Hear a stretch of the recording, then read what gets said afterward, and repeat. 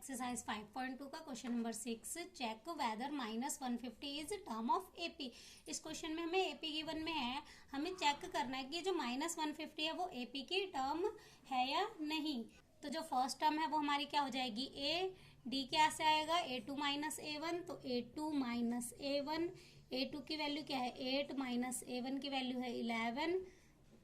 11 में से 8 को माइनस करेंगे तो हमारे पास क्या आ जाएगा 3। माइनस का 3 आएगा क्योंकि यहाँ पे माइनस की वैल्यू बड़ी है। अब ये हमारा क्या हो जाएगा nth टर्म, तो इसको क्या मान लेंगे हम nth टर्म। तो ये कितना होगा -150। हमारे पास an का फॉर्मूला क्या होता है, a + n - 1 into D equal to कितना आ जाएगा -150। हमें चेक करना है ये इसकी टर्म है या नहीं। अब a की वैल्यू हमारी क्या है 11 + n - 1, डी की वैल्यू हमारी क्या आई है माइनस का 3 इक्वल टू -150। अब ये प्लस का 11 इधर जाएगा तो माइनस का 11, n - 1 -3 -150 -11, माइनस माइनस प्लस पर साइन माइनस का, तो कितना आ जाएगा 161 माइनस का। अब मल्टीप्लाई में 3 है, इधर जाएगा तो डिवाइड में आ जाएगा, तो यहाँ बचेगा n - 1 डिवाइड बाय -3। अब माइनस से माइनस कैंसिल हो जाएगा, इसको डिवाइड कर लेंगे तो हमारे पास क्या आ जाएगा 53.3। अब माइनस का 1 इधर आएगा तो प्लस का 1, तो n = 53.3 में प्लस कर देंगे 1, तो हमारे पास n की वैल्यू क्या आएगी 54.3। अब n की वैल्यू हमारी यहाँ पे पॉइंट में आ रही है और हम टर्म्स को कैसे काउंट करते हैं 1 2 3 4, तो n हमारा कभी भी पॉइंट में नहीं होता और ना ही नेगेटिव होता है। अगर इसकी वैल्यू पॉजिटिव आती तो इसका आंसर होता है यस। अब ये पॉइंट में है तो इसका आंसर आ जाएगा no, -150 is not the term of AP, term of AP. अब 7th क्वेश्चन देख लेते हैं। Find the 31st term of an AP whose 11th term is 38 and the 16th term is 73। हमें फाइंड करनी है 31st टर्म। हमें दे कौन सी रखी है 11th टर्म दे रखी है 38, तो 11th टर्म को हम क्या लिख सकते हैं A11 को हम लिख सकते हैं A + 10D, डी में एक कम करके लिखते हैं। तो ये हमें कितनी दे रखी है 38, तो इक्वल टू 38, ये हमारी हो गई इक्वेशन 1। और कौन सी दे रखी है 16th टर्म, इसको हम क्या लिखेंगे A + 15D, कितनी 73, ये हो जाएगी हमारी इक्वेशन 2। अब हमें फाइंड कौन सी करनी है 31st टर्म फाइंड करनी है, यानी कि A 31st फाइंड करना है हमें। तो इसको क्या लिखेंगे A + 30D, ये हमें फाइंड करना है। तो अब हम इसे सब्ट्रैक्ट कर लेते हैं इक्वेशन 1 और 2 को। तो यहाँ पे हमारे साइन चेंज हो जाएंगे, यहाँ माइनस यहाँ माइनस यहाँ भी माइनस, ये कैंसिल हो जाएगा, माइनस प्लस माइनस, तो यहाँ पे बचेगा माइनस का 5D इक्वल टू यहाँ पे बचेगा माइनस का 35।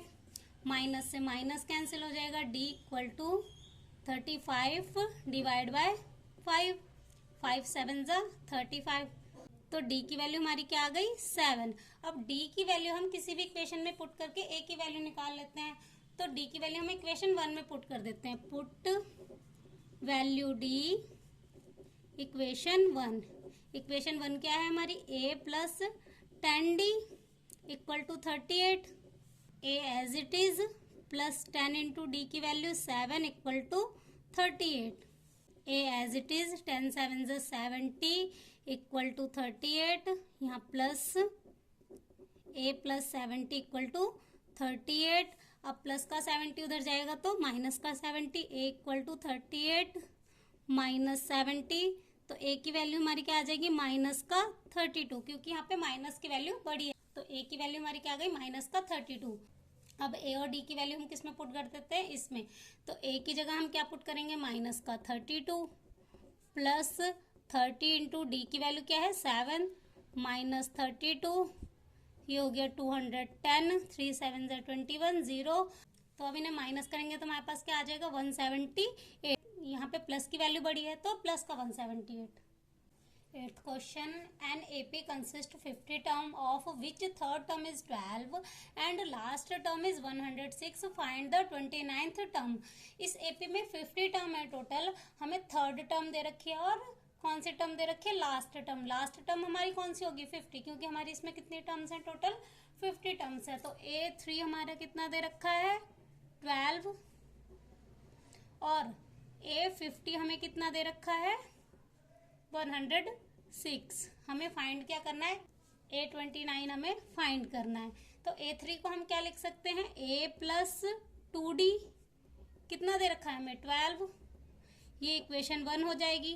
A50 को हम क्या लिख सकते हैं A plus 49D equal to 106, ये हमारी इक्वेशन 2 हो गई। अब इसे सिंप्लीफाई करके हम किसकी वैल्यू निकाल लेते हैं A और D की। यहाँ माइनस, यहाँ माइनस, यहाँ माइनस, ये कैंसिल हो जाएगा, माइनस प्लस माइनस तो आ जाएगा माइनस का 47, क्योंकि माइनस की वैल्यू बड़ी है, इक्वल टू यहाँ पे बच जाएगा माइनस का 94। यहाँ पे साइन कौन से देखे जाते हैं, हम जो नीचे लगाते हैं, नीचे वाली इक्वेशन के वो साइन देखे जाते हैं जो हमने लगाए हैं। तो ये साइन क्या है माइनस के, तो ये वैल्यू क्या हो जाएंगी माइनस की, माइनस से माइनस कैंसिल हो जाएगा, d इक्वल टू 94, ये मल्टीप्लाई में है तो इधर आएगा डिवाइड में 47, 47 टू ज़ा 94, तो d की वैल्यू हमारी क्या आ गई 2। अब d की वैल्यू हम किस में पुट कर देते हैं इक्वेशन 1 में, तो put value d equation 1। Equation 1 क्या है हमारी a plus 2d equal to 12, a हमारा as it is plus 2 into D की वैल्यू हमारी क्या आई है 2 इक्वल टू 12, तो a plus 4 equal to 12, a इधर ही रहेगा, प्लस का 4 इधर जाएगा, माइनस का 4, तो 12 माइनस 4 कितने आ जाएगी a की वैल्यू हमारी 8, a की वैल्यू हमारी 8 आ गई। हमें फाइंड करना है A29, तो इसको क्या लिखेंगे a प्लस 28d, A29 को हम क्या लिख सकते हैं a प्लस 28d। तो a की वैल्यू हमारी क्या आई है 8 प्लस 28 इंटू डी की वैल्यू हमारी क्या आई थी 2, 8 प्लस 28 टू ज़ा 56, 56 में 8 प्लस करेंगे तो कितना आ जाएगा 64, तो A29 हमारा क्या आ गया 64।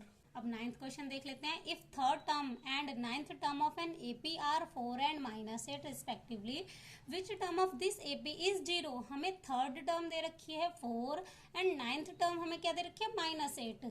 हमें बताना है कि कौन सी टर्म इसकी 0 होगी, तो मतलब nth हमारा क्या हो जाएगा 0। हमें क्या दे रखा है थर्ड टर्म 4, तो A3 हमें कितना दे रखा है 4 और 9th टर्म हमारी क्या है -8, तो A9 हमें क्या दे रखा है -8। इनका यूज करके हम क्या निकाल लेते हैं A और D की वैल्यू। तो हम A3 को क्या लिख सकते हैं A प्लस 2D कितना है 4 इक्वल टू 4, ये हमारी हो गई पहली इक्वेशन। अब 9th टर्म को हम लिख सकते हैं A plus 8D equal to कितना दे रखा है -8, ये हमारी हो गई दूसरी इक्वेशन।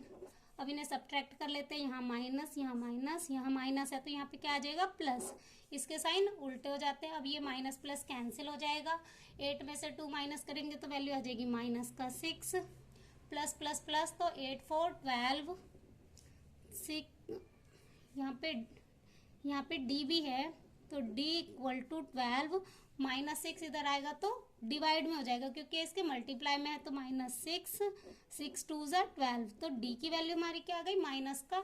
अब d की वैल्यू इक्वेशन 1 में पुट कर देते हैं, put value d equation 1। Equation 1 क्या थी a plus 2d equal to 4, a as it is plus 2 into D की वैल्यू हमारी क्या आई है माइनस का 2, -2 इक्वल टू 4, a प्लस 2 2 ज़ा माइनस का 4 equal to 4, a equal to 4। अब ये -4 है तो इधर जाएगा प्लस का 4, तो कितना आ जाएगा 4 + 4 8, तो a की वैल्यू हमारी क्या आ गई 8। अब हमें फाइंड क्या करना है AP की कौन सी टर्म 0 होगी, मतलब nth टर्म हमारी क्या है 0, तो an 0। तो an का फॉर्मूला क्या होता है a plus n minus 1 into D क्या है 0।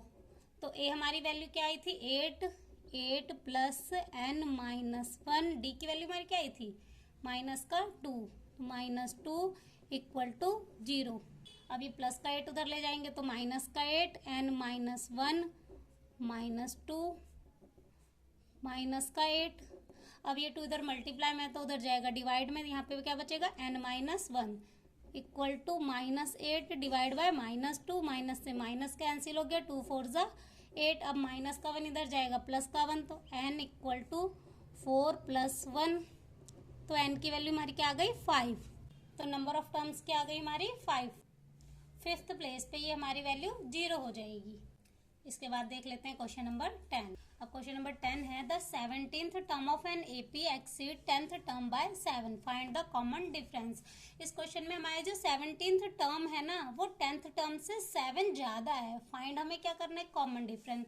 17th टर्म और 10th टर्म का जो डिफरेंस है वो 7 है, तो 17th को हम लिखेंगे A17 माइनस A10, इनका जो डिफरेंस है वो कितना है 7 है। अब A17 को हम क्या लिख सकते हैं A + 16D माइनस A10 को हम क्या लिख सकते हैं A + 9D इक्वल टू 7। अब इनके ब्रैकेट खोल लेते हैं A + 16D। अब इनका ब्रैकेट खोलेंगे तो इनके साइन चेंज होंगे, ये प्लस का है तो माइनस का A, ये प्लस का है तो माइनस का 9D equal to 7, minus plus cancel हो जाएगा, 16D में से 9D माइनस होएगा तो कितना बचेगा 7D equal to 7, D equal to 7, multiply में है तो इधर आ जाएगा डिवाइड में, तो 7 × 1 = 7, D की वैल्यू हमारी क्या आ गई 7। बाकी के क्वेश्चन हम नेक्स्ट वीडियो में करेंगे।